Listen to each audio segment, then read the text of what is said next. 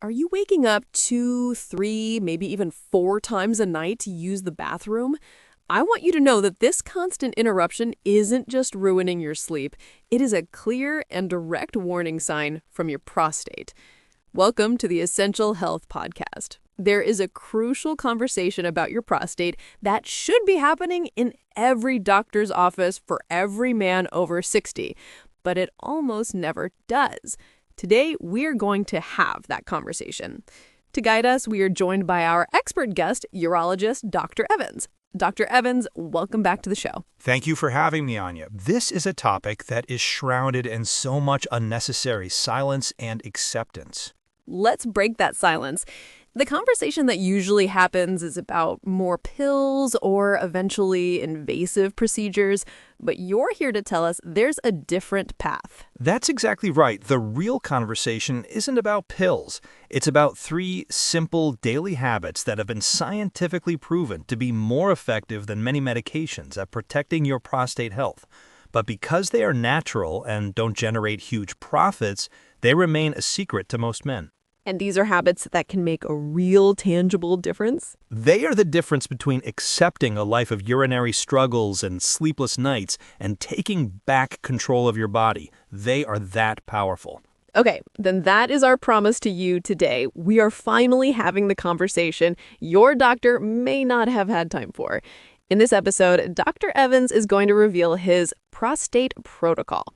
First, he will explain in simple terms why this is happening using a brilliant analogy that will finally make sense. Then he will walk us through these 3 revolutionary daily habits to protect your prostate. And he promises that the 3rd habit will surprise you, so I urge you to stay with us for that. This is not about accepting decline. This is about aging stronger. So, Dr. Evans, let's start at the beginning.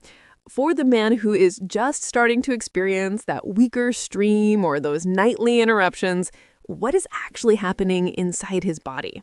The first habit is something we all think we know, but I promise you there's a crucial twist. I call it smart hydration. Okay, I have to play devil's advocate here for everyone listening. If a man is already waking up multiple times a night to urinate and you tell him the first habit is to drink water, isn't he going to think you're crazy? It's the first and most logical question, Anya, and it's based on a complete misunderstanding of the problem. We think the problem is the volume of liquid. It's not. The real problem is the concentration and irritability of that liquid. Here's what happens. When you get dehydrated, even slightly, your body tries to conserve water. Your urine becomes super concentrated. It gets loaded with waste products and toxins. Now imagine this highly concentrated, acidic liquid sitting in your bladder, washing over an already sensitive and slightly inflamed prostate. It acts like an irritant. It's like rubbing salt on a small wound. This irritation is what triggers your bladder to send those frantic "empty me now" signals, even when it's not truly full. So by drinking less, we are actually making our urine more irritating, which in turn makes us have to go more often? That is a vicious cycle. It's the ultimate paradox. So the solution isn't to drink less water, it's to drink water smarter. The timing is everything. The strategy is incredibly simple. Drink the majority of your water in the morning at afternoon. Keep your body beautifully hydrated all day long, keeping your urine diluted and your system flushed. But then, after 6 p.m., you drastically cut back. From that point on, it should only be small sips if you are truly thirsty. You are front-loading your hydration. By doing this, you keep your prostate hydrated and happy during the day, reducing irritation, and most importantly, you're giving your kidneys and your bladder a much-deserved break at night. The data on this is clear. Studies have shown that men who follow this simple hydration timing pattern report up to a 40% reduction in nighttime bathroom trips. Think about what that means. That could be the difference between waking up 3 times and waking up once. It is a simple change that can completely transform your quality of life. That one habit alone is a game changer. Front load your hydration. It's so simple and so powerful. Okay. Let's move to the second habit. What is it? The second habit is so simple you might doubt it, but I promise you the science behind it is incredibly powerful. I call it the strategic walk. A walk, not an intense workout, not running a marathon. No, in fact, a short, light walk is more effective for this specific purpose. We're talking about a 10 to 15-minute walk taken immediately after your main meals. Okay, that sounds almost too simple to work. What is the powerful science happening in that 15-minute stroll? The science is all about inflammation. Every time you eat, especially a meal containing carbohydrates, your blood sugar levels naturally rise. For many of us over 50, these rises can be quite sharp. These blood sugar spikes are a major source of chronic low-grade inflammation throughout the entire body. And as we've established, your prostate is incredibly sensitive to the systemic inflammation. Today, we know that chronic inflammation is one of the primary triggers for prostate growth and VPH. What a short walk does right after you eat is it helps your muscles immediately begin to use that sugar from your meal as fuel. It acts like the sponge, soaking up the excess sugar from your bloodstream and preventing that big inflammatory spike. A landmark study in the journal Diabetes Care found that a 15-minute walk after each meal was actually more effective at controlling blood sugar throughout the day than a single intense 45-minute workout. The timing is magic. So by taking this simple walk, you're not just strolling, you are actively fighting inflammation at its source.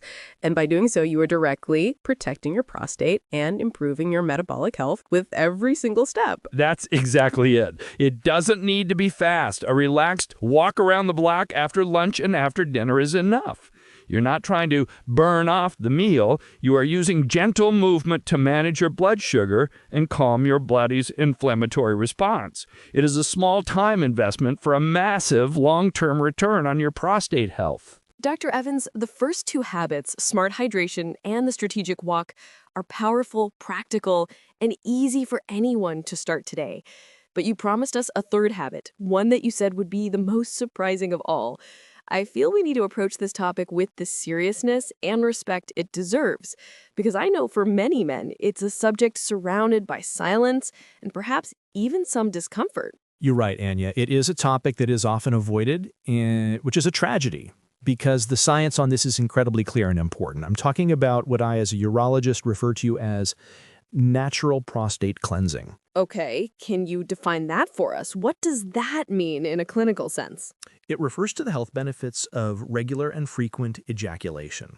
And the data on this comes from one of the most respected institutions in the world, Harvard University.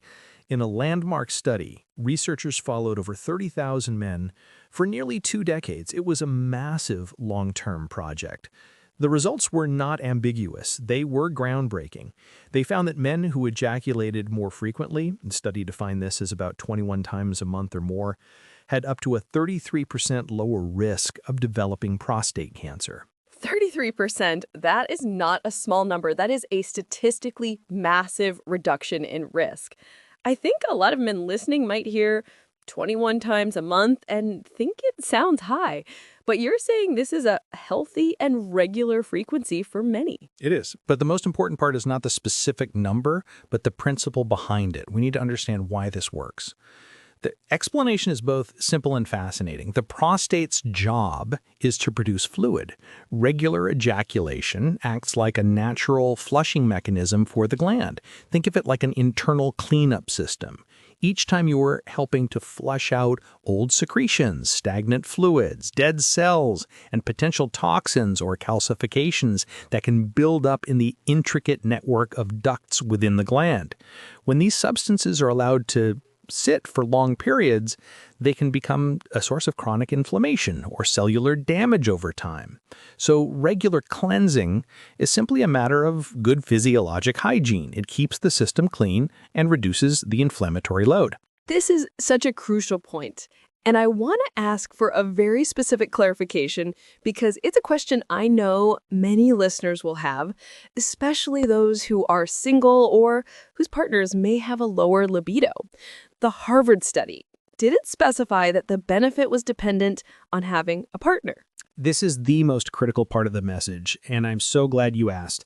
The Harvard study and the follow-up research concluded that the health benefit lies in the frequency of ejaculation itself. The mechanism is purely physiological. It has absolutely no bearing on whether it occurs with a partner or through masturbation. From a strictly medical and cellular health perspective, the body does not distinguish.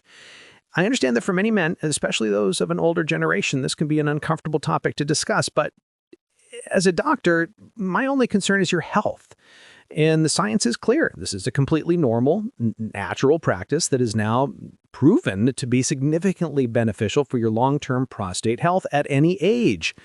If this is a topic that makes you uncomfortable, I sincerely encourage you to have an open and honest conversation with your urologist. This is a health conversation. There should be no shame, no judgment, only good science and good medicine. Thank you for addressing that with such clarity and respect.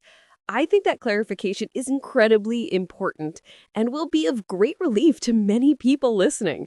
So you've given us 3 profound, powerful, and natural habits. How do they all connect? They connect because they're all addressing the same root cause, inflammation.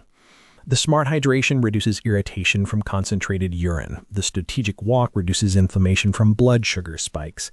And the natural cleansing helps to flush out inflammatory buildup from within the gland itself. They are a 3-pronged attack on the very thing that is causing the prostate to swell and create problems. It's a complete holistic protocol for taking back control. Dr. Evans, this has been an absolutely revolutionary conversation.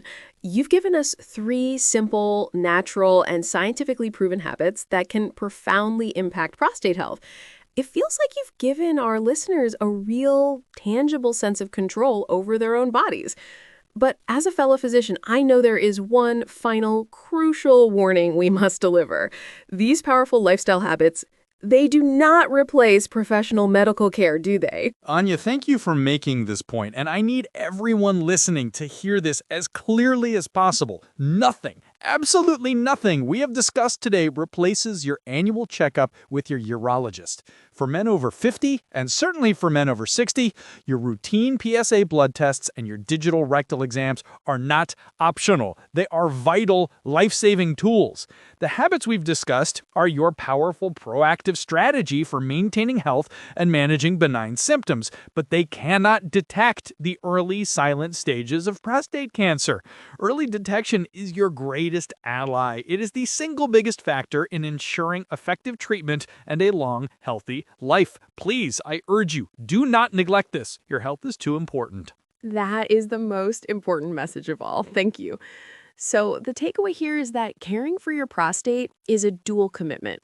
It's the daily proactive habits we've talked about, hand in hand with a responsible yearly partnership with your doctor. That is the perfect summary. That is the path to a vibrant and healthy life. Dr. Evans, I can't thank you enough. You've taken a topic that is so often met with silence and shame, and you've brought it into the light with science, clarity, and a real actionable plan. This has been invaluable. The pleasure has been all mine, Anya. Thank you for having this important conversation. And to our Essential Health community, now it's your turn to be a part of the conversation. After hearing this, which of these 3 habits surprised you the most? Or which one are you going to commit to starting today? The smart hydration, the strategic walk, or the natural cleansing? Let us know in the comments below.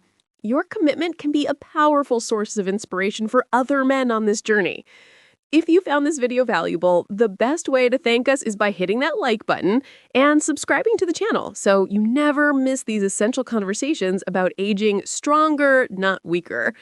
And finally, and perhaps most importantly, please share this episode. Send it to a friend, a brother, your father, your husband. Quality information shared at the right time can literally make a difference in someone's life. Until next time, take good care of yourselves.